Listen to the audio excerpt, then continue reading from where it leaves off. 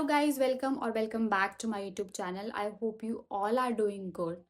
If you have done your BDS from India and now you are planning to practice your dentistry in Canada, then this video is for you. Many students think कि यहाँ की BDS Canada में भी valid है, but ऐसा कुछ नहीं है.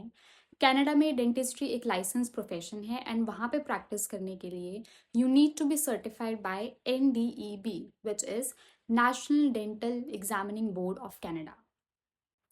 So in this video, I will tell you everything that you need to know, step by step पूरा procedure, time, cost, worth it है या नहीं, everything that you need to know. Very first step is creating an official account on the NDEB website. ये account बनाने के लिए आपको अपनी BDS की डिग्री, अपने डॉक्यूमेंट्स वगैरह सब कुछ देना पड़ेगा and once you are verified you are eligible for the further procedure. अगर आप यहाँ पे वेरीफाई नहीं होते तो आप फर्दर प्रोसीजर के लिए एलिजिबल नहीं होते.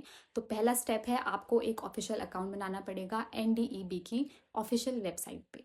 Once you are verified, now you have two pathways.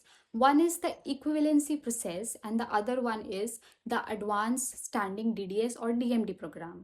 Most of the Indian dentist या इंडियन ग्रेजुएट्स जो चूज करते हैं वो इक्विवेलेंसी प्रोसेस होता है. In this video I will explain both of the things, but most of the focus मेरा रहेगा equivalency process पे.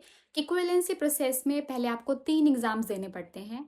After clearing all these 3 exams you are eligible for the NDEB written as well as OSC exam, जिसका मतलब है कि overall आपको 4 exams clear करने हैं, तभी जाके आप प्रैक्टिस कर सकते हैं या आपको लाइसेंस मिल सकता है.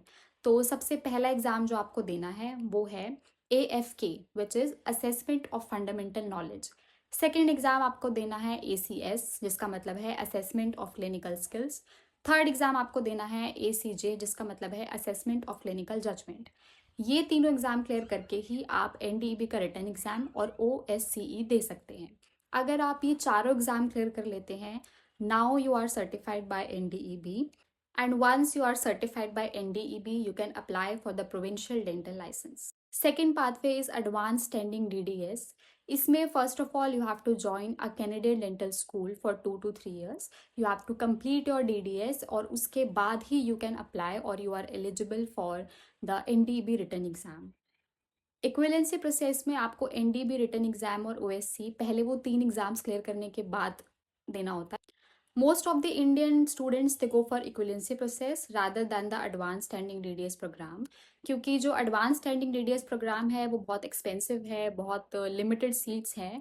So वही स्टूडेंट जाते हैं for the advance studying DDS programme जिनके पास बहुत ही strong academic as well as financial support present होता है. These two were the pathways. अगर हम टाइम की बात करें starting from preparation exams to become licence, तो 2 से 4 साल चाहिए होते हैं. तो येस, टाइम बहुत लगता है. कॉस्ट की बात करें तो एग्ज़ाम्स, कोचिंग, स्टेज, ट्रैवल और स्पेशली अगर आप DDS ऑप्ट कर रहे हैं तो it is expensive, very expensive. NDEB exam देने के लिए आपको PR होने की कोई ज़रूरत नहीं है, बट डेंटल प्रैक्टिस करने के लिए आपके पास एक प्रॉपर वर्क ऑथराइजेशन या फिर PR होना इम्पॉर्टेंट है.